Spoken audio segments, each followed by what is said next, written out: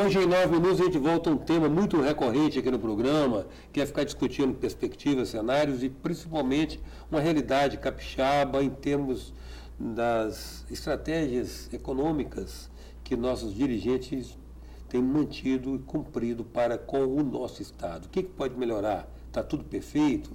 O que pode ser feito? Para isso, a gente procura mobilizar os pensadores. Um desses pensadores é a nossa entrevistada de hoje, professora de Economia, Ângela Morandi, com quem nós vamos conversar agora. Não preciso apresentar você não, né, Ângela? Porque o pessoal do ramo aí já conhece você de alguns carnavais. Eu quero saber de você o seguinte: como é que você vê, Ângela? Como é que você vê esse estágio atual da economia capixaba? A gente fica batendo naquela tecla de estar ainda ancorada muito na produção e exportação de commodity e agora essa celebração em cima da expectativa do ciclo de petróleo e gás. Como é que você vê isso?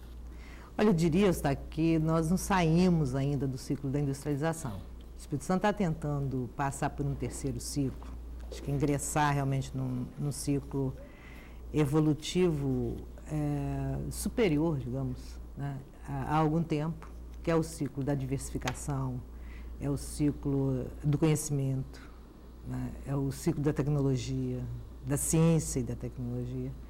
E isso ainda não... Quer dizer, a gente pode ter alguma base, mas ainda não decolou. Acontece que esse ciclo da industrialização, ele não foi totalmente ou plenamente desenvolvido no Estado. Ele realmente tem o viés da comoditização, né, das grandes plantas, grandes escalas de exportação. Mas houve mudanças desde o seu início, desde lá o início dos grandes projetos para hoje, houve uma série de mudanças, embora a matriz, né, produtiva, ela continue muito pesada ainda de commodities. Mas o que acontece? Digamos que houve uma certa integração, um processo de integração entre esses grandes projetos com a economia local. Então foram desenvolvidos, especialmente metalmecânica, serviços, inclusive que envolve autoconhecimento, né? Você tem um setor aí que se desenvolveu em conjunto com o desenvolvimento desses grandes projetos. Mas em termos de matriz, nós ainda estamos numa matriz industrial, exportadora de produtos básicos. Tá, mas nós temos assim uma vantagem, nós temos uma vocação que talvez esteja sendo subestimada. Vocação econômica, locacional, acho que sim, nós temos e ela continua. Mas hoje não basta localização espacial, sim, embora ela seja muito importante, né? Mas o que dá a tônica hoje de vantagem competitiva é especialmente recursos humanos. Capital humano. Capital humano, chamado capital humano. Tem gente que nem gosta de chamar de capital, mas é um capital. Eu gosto de palavra boa também. Se desenvolver esse capital é o que dá lucro, digamos, né? Que gera valor, e é né? o que ganha a sociedade com tudo isso. E nisso nós estamos atrasados. Estamos, né? Estamos bastante. Em termos de universidade, em termos de pesquisas, a gente tem nichos, né, digamos, mas você não tem alguma coisa que desponta. E houve já várias tentativas, né? E ainda há. Sempre se fala, vamos, né, criar pelo menos começar dessa mentalidade, né? E você ter uma base. Mas, na verdade, quando você precisa de cientistas, de repente você está importando eles, né? Então, uma base de recursos humanos, ela é importante, desse capital humano. Uma base que nós temos, a vantagem locacional é uma coisa, mas se você não tem interligação com o resto do mundo e do país, você não adianta estar bem localizado. Não, ser umbigo a cereja do bolo. Né, você não tem uma ferrovia que liga para o Sudeste, não tem uma que liga para o Nordeste, tem uma que vai para o Centro-Oeste, mas ela é limitada, no sentido que, né, ela é muito especializada.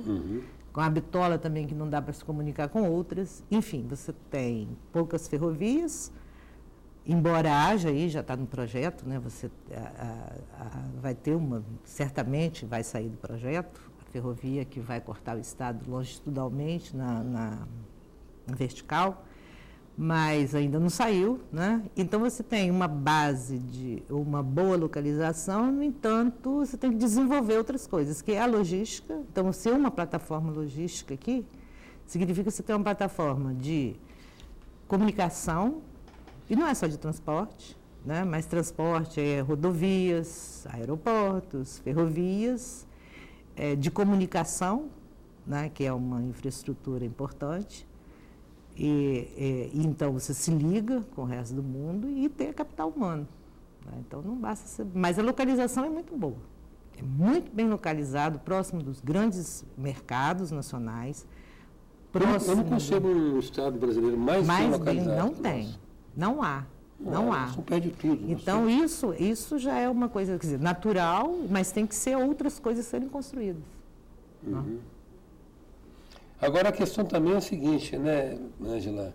Não sei se é uma coisa que é um vício da nossa cultura, da nossa cultura política. A cultura política, não sei se com P minúsculo ou P maiúsculo, é o seguinte: cada governante estabelece suas diretrizes. Por exemplo, você tá participando do 2530, né? Do 2030. 2030. Então, olha bem, junta-se um bando de talentos, de notáveis, de pensadores, faz um trabalho bonito, em que se investe tempo, dinheiro e energia psíquica, fundamentalmente, intelecto. Aí de repente, altera o poder, aí a outra pessoa que vem, às vezes, ela não tem esse sentimento, não se constrói, às vezes, um compromisso com a sociedade, o compromisso, às vezes, é com um mandatário de plantão. Aí o novo mandatário pega e revoga aquilo tudo, estabelece as prioridades dele, inclusive por um prurido tão bobo, tipo, não vou colocar empada no bolo de ninguém, né? Uhum. Eu vou fazer agora do meu jeito, perde tudo aquilo. Isso acontece, mas isso nem é um problema do Espírito Santo, do Brasil. Não, é Brasil. O Brasil não pensa a longo prazo, né? Você vê mesmo a política macroeconômica do governo, ela não dá direção nenhuma. Não é errática. Você não sabe para onde ela está indo, né? Errática. Ela vê a inflação aparecendo e vai tomando umas medidas aqui e acolá para abafar aquilo, né? Uhum.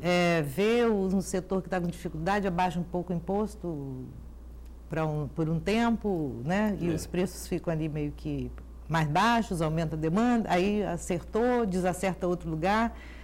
Então não digamos, privilégio nosso. Um privilégio nosso. Mas nós fizemos o 2025, né? Lá nos anos 2006, né? Que foi feito. Isso. E ele colou, digamos assim. O 2025 ele foi uma referência, porque você fazer um planejamento de longo prazo, ele é como se fosse um horizonte para todo mundo olhar. Sim, né? Seja os empresários, a sociedade, o governo, os governos que são sucessivos, as prefeituras. Então, não é um plano de governo. Mas o interessante é que os governos, de repente, quando eles entram, eles olhem para esse 2030 e falam, olha, eu vou fazer minhas metas, meu projeto de 4 anos, né? Uhum. Dentro do que a sociedade estabeleceu aqui. Porque é um plano de 2030, claro que ele vai sendo revisto. Nessa revisão, a gente está vendo o quê? Nós avançamos do 2025 para o que a gente está vendo hoje em muitas coisas. Em outras, não. Em outras, a gente ficou lá. Em outras, piorou. Então, você sempre tem que fazer essa revisão, mas e os projetos, daquilo que põe a mão na massa, a prática e tal, tem que ter uma referência de longo prazo. Senão, você não sabe onde você quer chegar.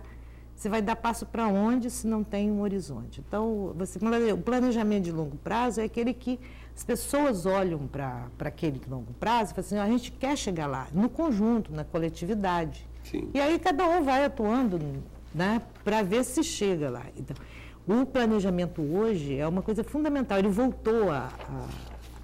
voltou, digamos, à moda, né? Porque na minha época lá atrás, a gente fazia planejamento, era estagiária de secretaria de planejamento, era fantástico isso. A gente fazia vários trabalhos de planejamento. Depois acabou, com inflação, ninguém planejava no dia seguinte. Perdeu os dias. Ficou um tempo sem ninguém falar em planejamento e hoje se fala de novo. Mas ainda assim, a prática, ela ainda está... Não estamos incorporando, estamos começando, eu acho. Ângela, nós vivemos 40 anos de Fundap aí. Você acompanhou mais ou menos o mecanismo do Fundap? Pegava 11% de ICMS, pegava 8%, dava para as empresas, devolvia 3% para os municípios. Os municípios fizeram aquela farra toda com despesa de custeio, não capitalizaram isso em investimento, aumentaram as despesas. Agora acabou o Fundap, está essa ressaca total. Agora, o que eu fico me questionando é o seguinte, cadê o investimento, a poupança que se formou nesse período para investimento, né? Que os 6 economistas chamam de taxa bruta de formação de capital fixo, uma coisa assim. Que dê aqui nos postos de Vitória que não aconteceu nada, 40 anos.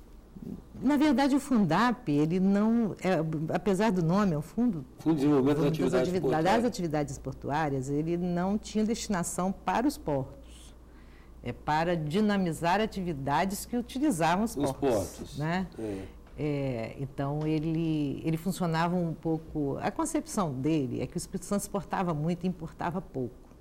Então, os navios chegavam aqui vazios para sair cheio, né? Então, a ideia inicial era um pouco isso. Vamos fazer os navios também chegarem cheios, né? Para sair. Então, você ter uma certa balança entre importação e exportação. Estimular a importação de produtos. O Fundap é um pouco isso. E a partir tem todo esse mecanismo financeiro aí, que é um incentivo financeiro, né? Para a empresa importar pelo Estado. E aí você tinha muita importação em trânsito, que a gente chama, né? É a importação que passa pelo Espírito Santo, vai para São Paulo. Não era aqui o destino final.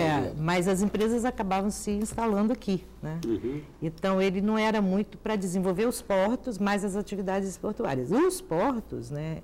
A gente, aqui, tu acha que tem uma coisa aqui no Espírito Santo, a gente fala, tem muito porto, tem muito, né? O Espírito Santo é bem dotado disso, etc. Tudo especializado, né? Todos especializados. Nós não temos portos aqui para exportar, por exemplo, uma diversidade de produtos.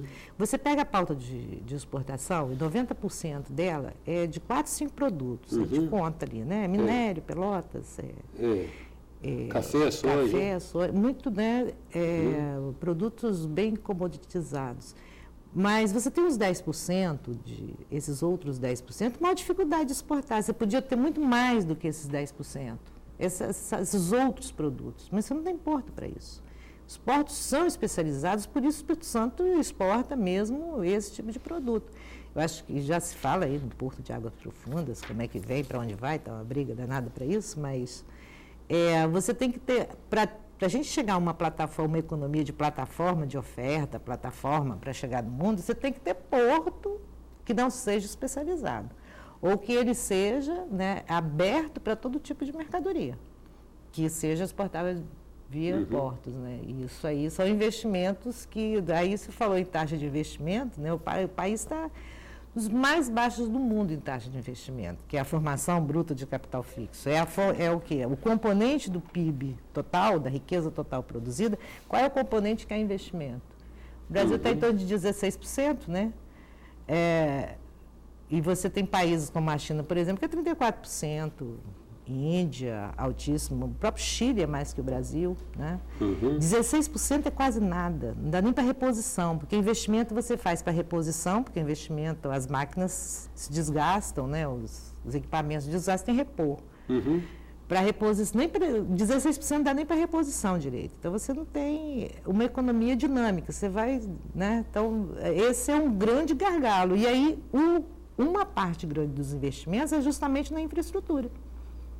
É a portuária, ferroviária, rodoviária, né? Você tem... Bem, nosso tempo se encerrou, mas eu quero... Amanhã nós vamos dar sequência a essa conversa com a professora Ângela Morante, que a gente vai continuar desdobrando essas reflexões a respeito do Espírito Santo que a gente entende que pode vir a ser a partir da percepção das suas excelências e das suas falhas. Então eu convido você a estar conosco amanhã, acompanhando essa conversa com a professora Ângela Morante. Até já. Sou passageiro.